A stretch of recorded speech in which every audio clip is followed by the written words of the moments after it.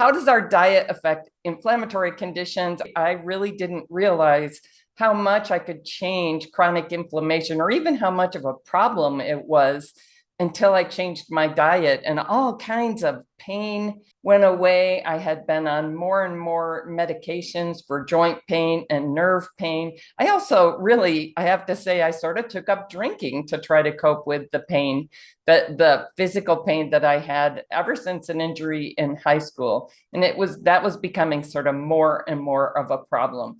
So when I discovered how to eat differently, changed my eating and my drinking, all this stuff resolved in ways I really had no idea it could still resolve. And it's absolutely been life-changing.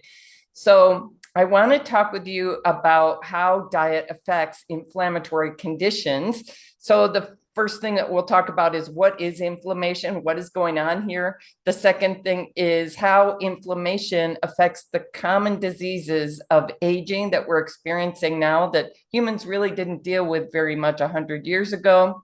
We'll look at some of the evidence that dietary changes can overcome chronic inflammation, and a little bit about the mechanisms. Why? What is it? How does our diet, what we eat and drink, make such a big difference for systemic inflammation? I won't be able to cover everything we can imagine in this topic, obviously, but hopefully give you a bit of a sense of how changing your diet could absolutely change your life, which happened for me and I've seen for many, many people. So what is inflammation? So it's a protective mechanism. Our body has amazing protective mechanisms when something goes wrong. And so one priority of the body is to maintain equilibrium, balance, homeostasis, right? When the body senses there's a toxin in our body, or it senses there's an injury or an infection, the body responds with inflammation. It's part of the immune response. So the body might seek to remove the thing that's hurting the body, right? So we might throw up, or we might have a cut and the body sends a lot of inflammation, like if we skin our knee and cut ourselves, the area becomes red and swollen. That's inflammation. It helps with getting rid of things that are harmful to us, and it helps with healing. We can get a fever in response to an infection, and that's part of the healing process, which frankly isn't completely understood by scientists. What is that? Why does it work that way? But we do need inflammation, right? We need a certain amount of inflammation. It's something that exists to protect us. But if we get an excessive inflammatory response, it can cause us to be more sick or even die. So we heard about the cytokine storm with COVID. So that was the body's inflammatory immune response becoming even more life-threatening than the virus was. Or we get an overreaction to infection and we develop sepsis, and that can kill us, right? So we don't need that much. Or we get an overactive response to an allergen and we end up in anaphylactic shock. So I have a relative who, if he gets a bee sting, he can go into anaphylactic shock and die. The bee sting doesn't kill him. It's the body's response to the bee sting that could kill him, right? So those are acute inflammatory responses.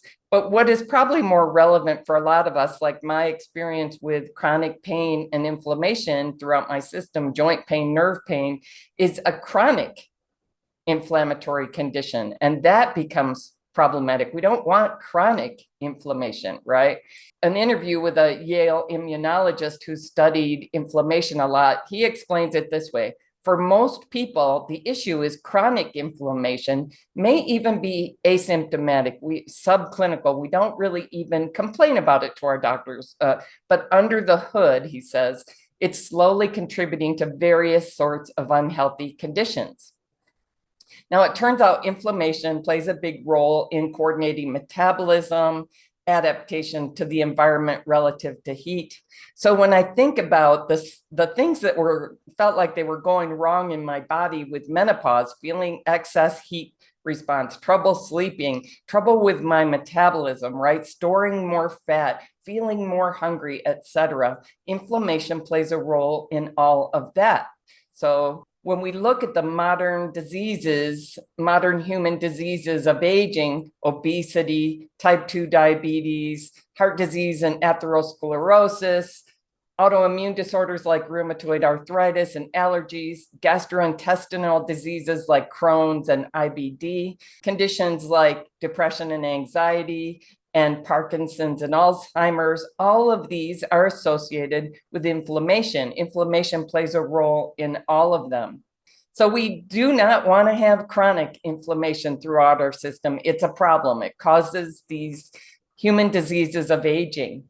And the immunologist experts say it's lifestyle factors that really need to change. Diet, probably more than anything, also sleep and exercise and managing our stress. But diet is huge. They can give super clear guidance about certain aspects of eating that lead to either more inflammation or that correct chronic inflammation in our system. So, for example, one I talk about all the time is eating processed foods, drinking sweetened sodas and things like that. Foods with added sugars and sweeteners contributes to chronic inflammation in our system.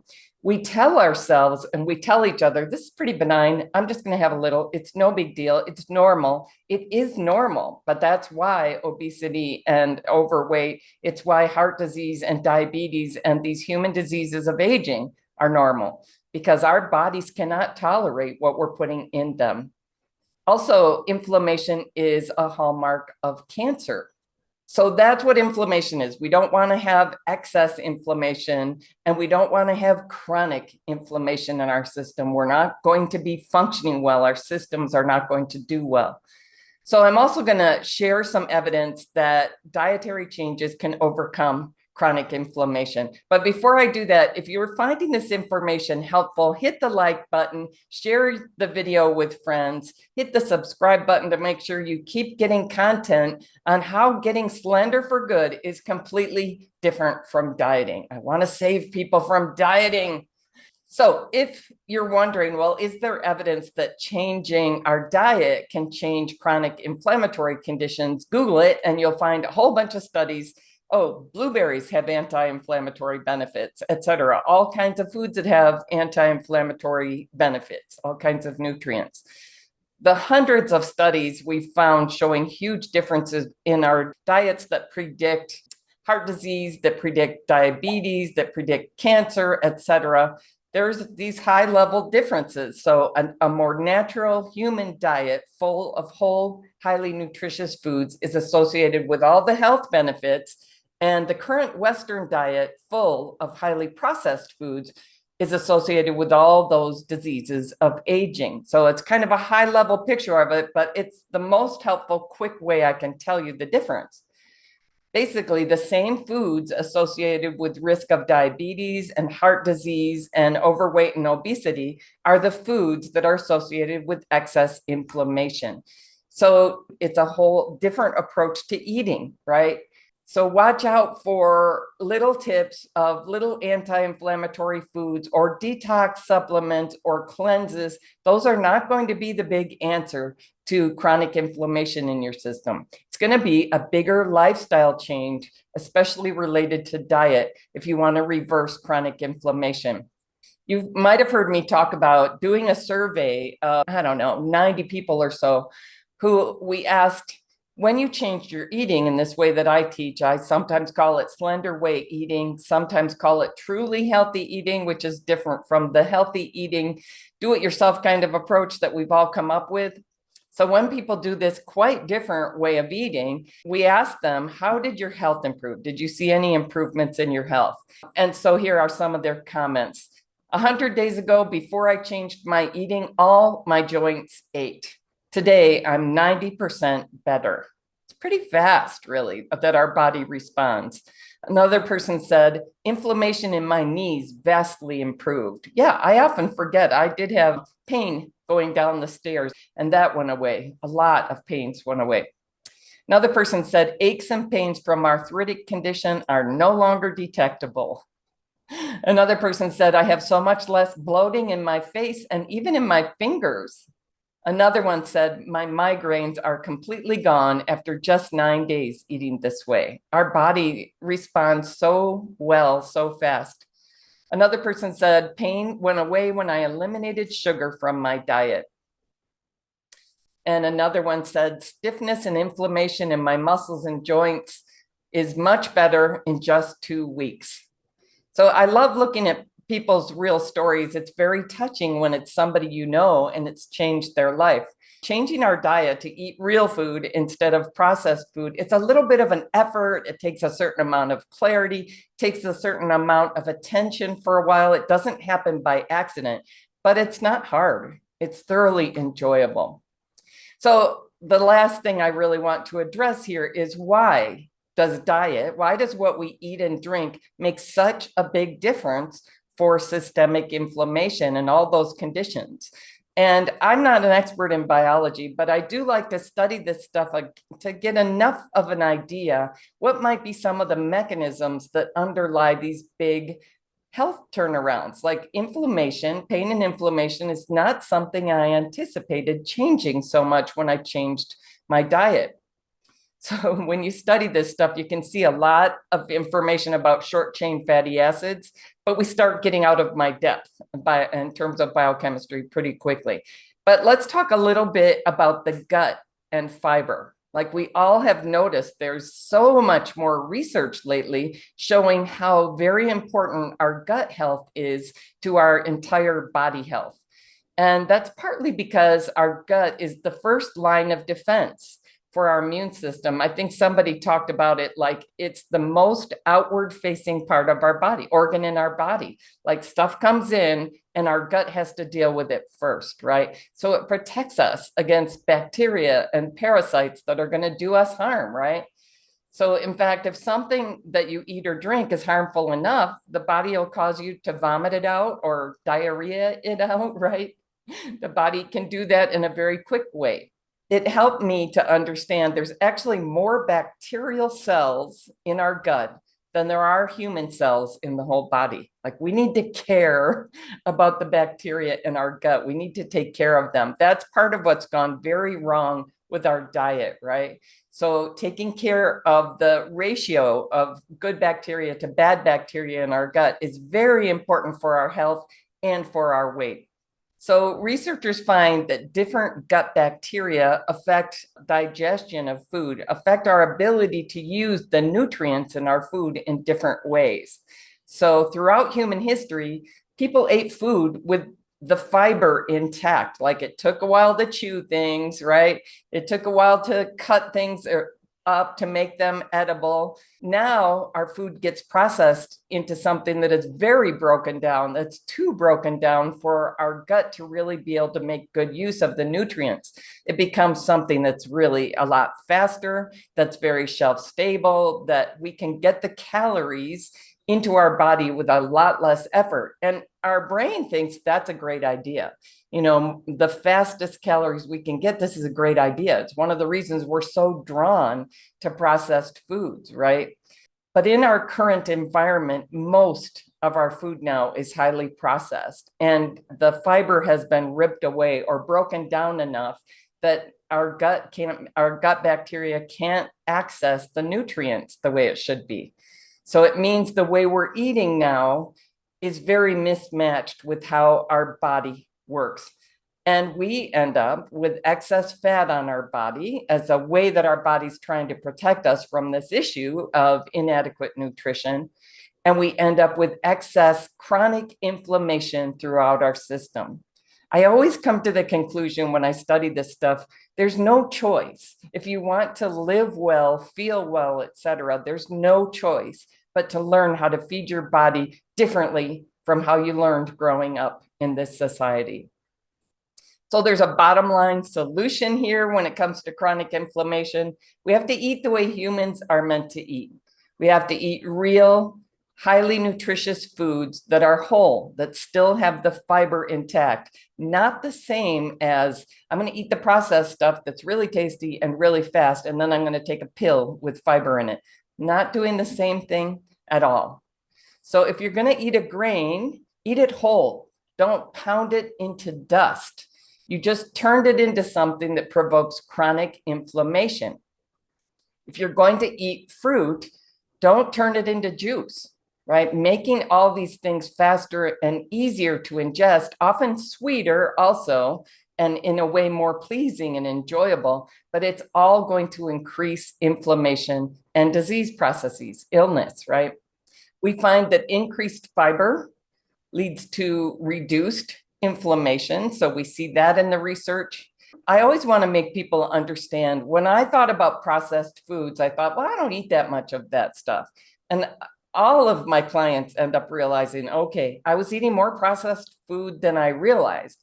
It's partly because we focus on the additives issue, and the additives can be toxic, can be a problem, something to avoid. Added sugar or added sweetener is the most common additive that we're dealing with. And then things to keep it from going bad. It's interesting. I live in Mexico now, and the food goes bad a lot faster. If I buy an Herdez salsa here, thinking this is going to be around for a long time, like it was in the United States, it doesn't last as long. So people were adding a lot of preservatives as well, right? But even more important than that is that we break down the food to make it more palatable, to make it more convenient, to make it more shelf stable. And we removed part of what the body needs to utilize the nutrients in the food. So it doesn't matter how many nutritional things they tell you are in that packaged food, our body can't make use of it, right? So we just really broke the nutrition of the food when we broke down the fiber. And researchers believe that less than 3% of Americans are eating the minimum daily amount of fiber. You'll hear people talk about how we all need to eat more protein. Some researchers say 97% of us in the United States are getting excess amounts of protein, which is also problematic.